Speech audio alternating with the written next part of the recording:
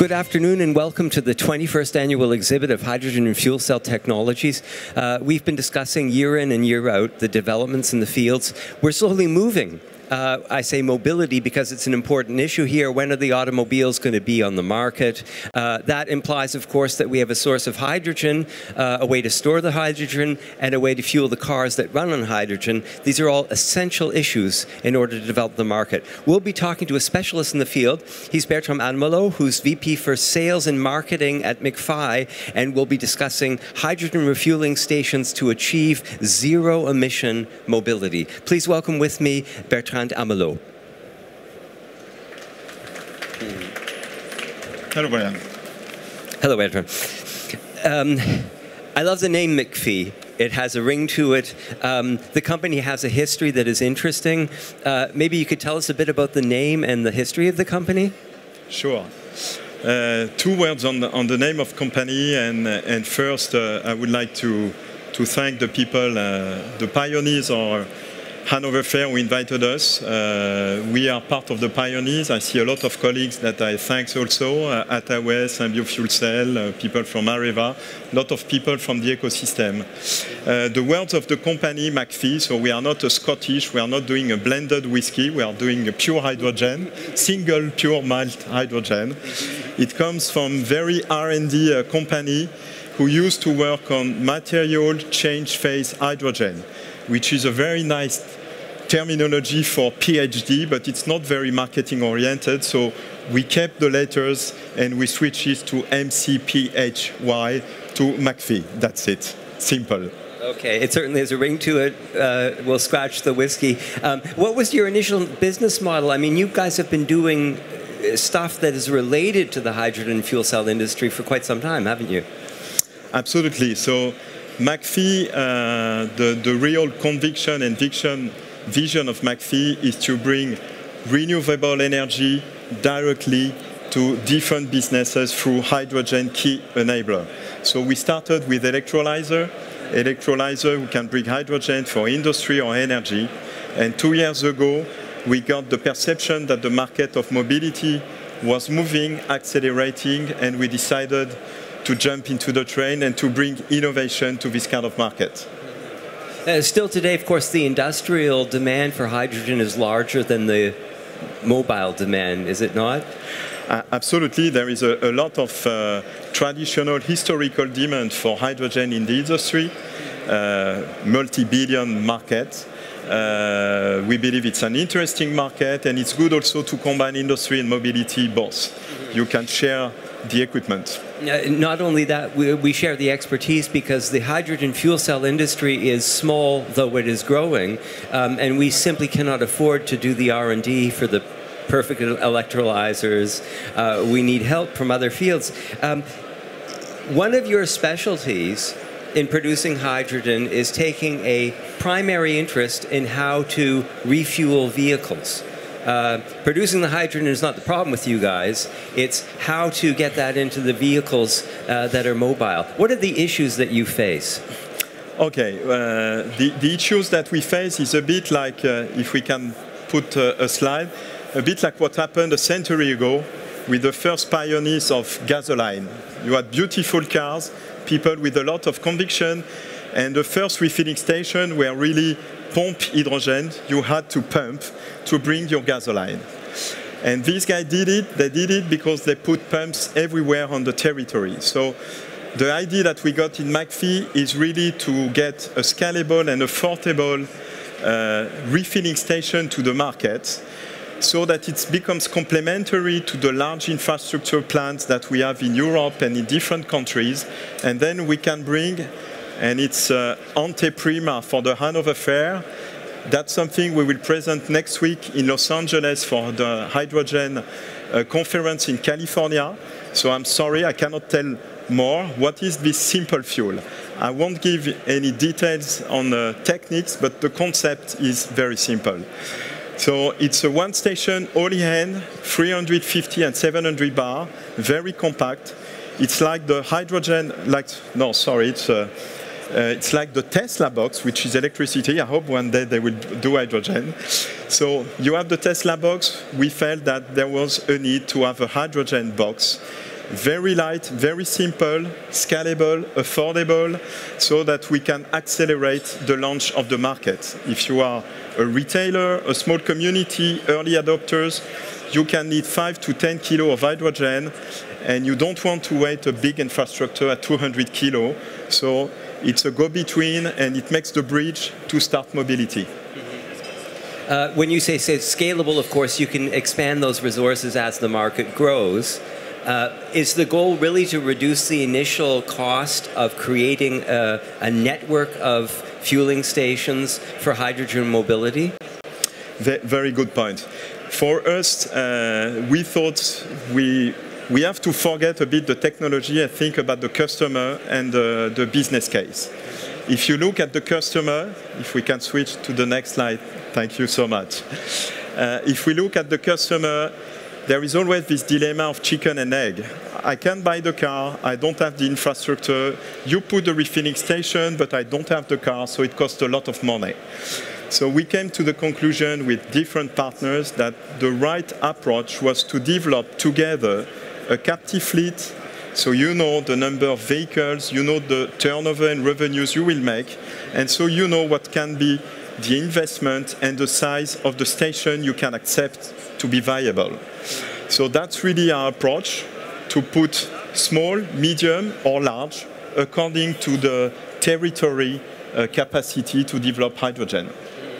This sounds optimal to meet the market demands right now, because in fact there are areas where hydrogen buses, fleets are being introduced, delivery vehicles are a potential factor, so you basically scale them to the on-site demand and you can fill the interim demand with a smaller station. Exactly. I will give you an example of a city who's not very far from Hanover. It's close to the border. It's called Sarreguemines, so it's close to Karlsruhe. 5 kilometers far from the German border. It's a 50,000 people city, and this guy built up the captive fleet approach, and we put a 20 kilo refilling station, so a small one. They were afraid and saying, well, are you sure we don't need to put, everybody thinks of spending 1 million, putting 100 kilo hydrogen, and we say, no, you can start with a small package, and then in the future, if the market is growing, this refilling station can be transported, and then you can move it to another city, and then you put your new equipment on site. So it's try to find a win-win equilibrium for the city, clean air, affordable price, scalable in the future. There's actually a vehicle that was on the slide. If I don't know whether the slide. Sorry, if you can go back to the slide. The slide with the vehicle on it.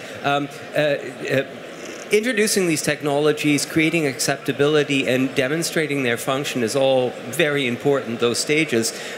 You actually bought a vehicle.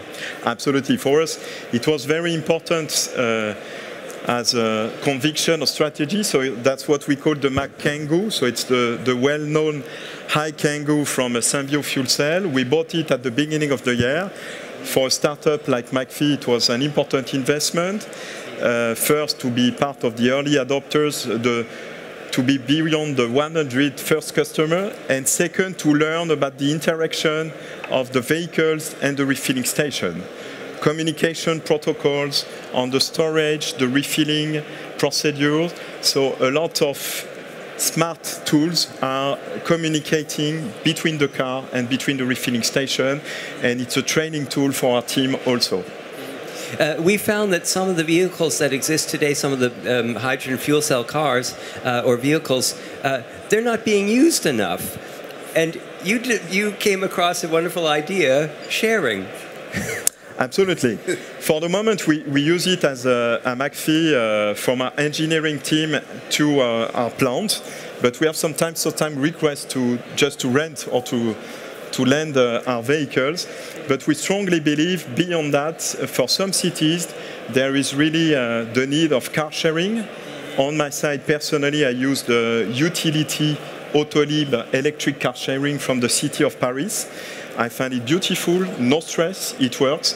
And I really believe for small companies to use a 300 kilometers range extender with no stress in car sharing, like the project that has been done in Munich with Linde, it's a very nice service. And you can start the market, train the people, get the investment shared across the community, and everybody gets the service. So it's really a win-win situation.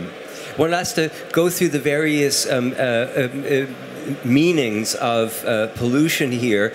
Some of them are obvious, but I want to start with one factor that every driver knows of these vehicles, but not everyone who's never driven one. That is noise pollution. You described driving the car in traffic, stopping and starting, and the experience is entirely different, isn't it? Absolutely. We were, during COP21, we made one of the first caravan of hydrogen vehicles with 10 Kangoo, including the one from the firemen, and we crossed Paris at 10 o'clock with a lot of traffic jam.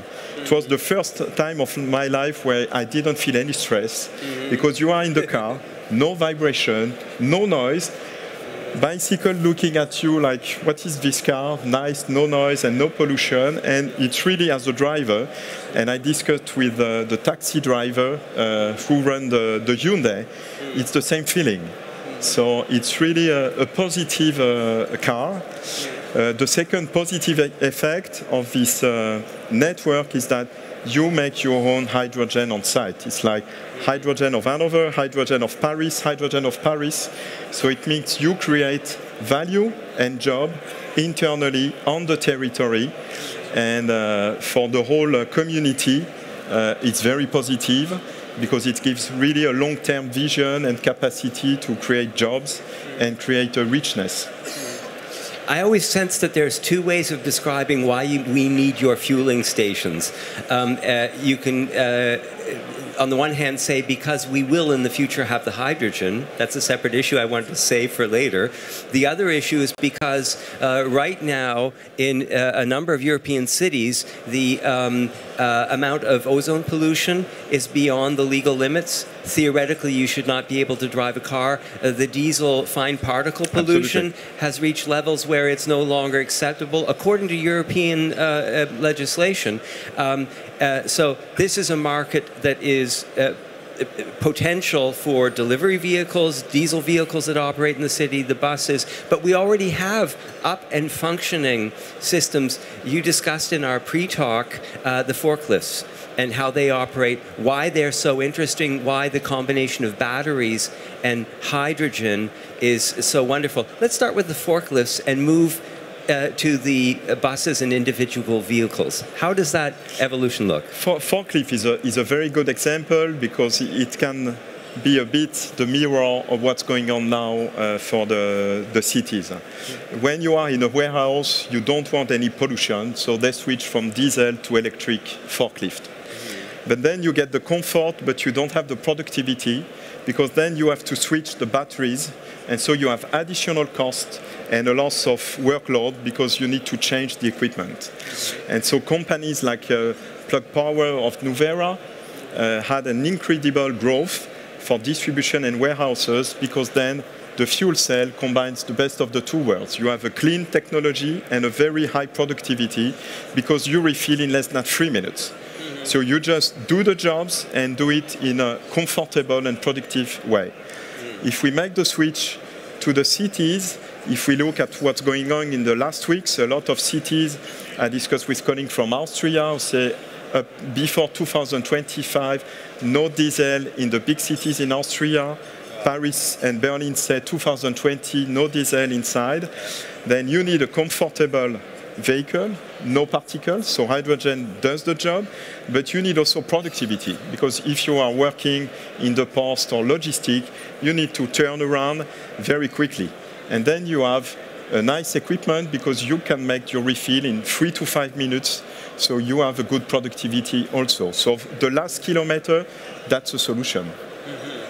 And these are all, as far as I see, the solution to the urban crisis, which is clean air. I mentioned that one environmental issue forces the necessity of these fueling stations. The other one is simply we're looking towards a future of a lot of hydrogen. In the north of Germany, they have wind turbines that are operating wonderfully, but they're actually being shut down on a regular basis because the grid cannot absorb the energy. Some people think it's a smart thing to do to build cables, wires that run from the north of Germany to the south. An engineer smiles and shakes his head, you know, why this madness? There's other ways of using this electrical current, and yes. one of them is, of course, what we call the grid services. Again, hydrogen brings some solution, but we strongly believe in McPhy. It is the solution will be a mix of technologies: electric, biofuel, and hydrogen. The advantage of hydrogen, it can also help the electricity mobility. Why?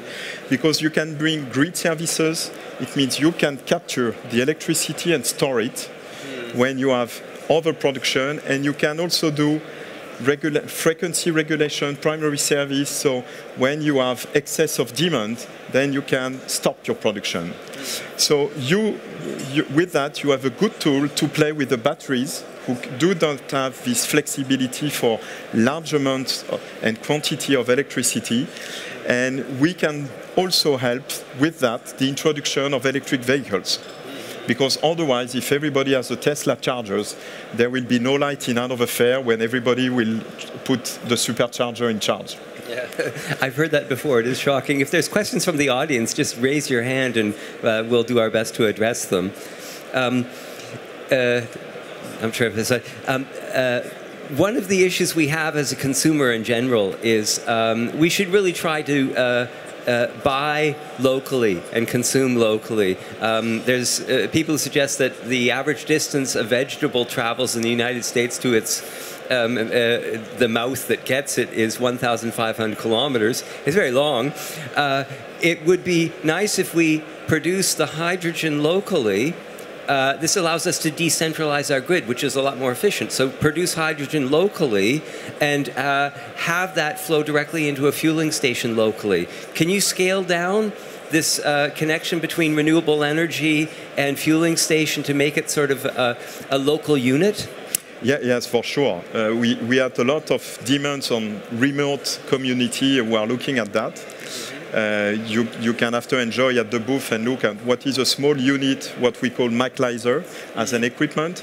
So we have different units who can do the job even for a few kilos per day. This can enable and address remote community. We have a lot of farmers who are requiring for their own activity. They already have solar panels on their rooftop, and they would like to be totally autonomous to make their own hydrogen and fuel. It can work. The second point is that when you look at this kind of approach, it means you need to design a territory strategy, and you don't do it alone. It means you have to work together with the remote community, the city, the region. So it's quite an investment at the beginning, but it's a bit, I would say it's like another age of power to hydrogen is what we call power to people. It's not Mao motto in the Chinese Revolution, but it's like putting the project in the hand of defining what is the best case scenario. The technology is there, we see it on the booth. What we need, even for a country like Germany, is not only focusing on big cities, but we need to spread the technology and make dissemination on the territory, small cities, medium-sized city, and even remote community. The technology works, we just need to spread it and build the right scenario and solution with the customer. Be customer-centered. Any questions from the audience? There's just a minute or two left. When we look towards the future, I mean, many of us here find this scenario most attractive. It really is because it's environmentally sound. It makes more efficient use of our energy resources as they exist now.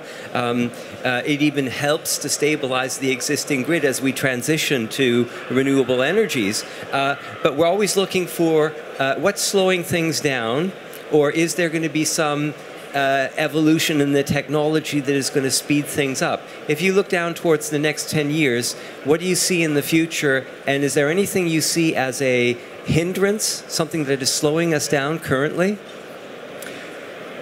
Good question. I think what would be very interesting for the overall community would be not the vertical usage of hydrogen, but really to spread and help the different energy system work better. Mm-hmm. An example, we had discussion with biofuel producer who said, well, we will be interested to elaborate electrofuel. What is it?